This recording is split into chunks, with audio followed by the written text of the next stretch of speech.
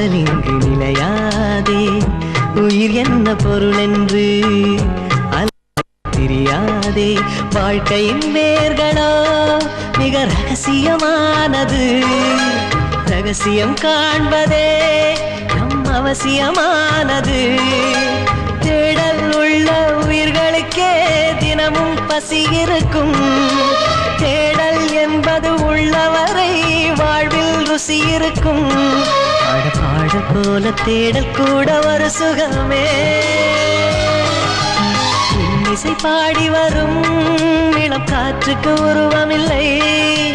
காற்றலை இல்லை என்றால் ஒரு பாட்டொலி கேட்பதில்லை. ஒரு காலம் வருகையில் உள்ளம் கொள்ளை போகுதே. ஆனால் காற்றின் முகவரி கண்கள் அறிவதில்லையே. இந்த வாழ்க்கையை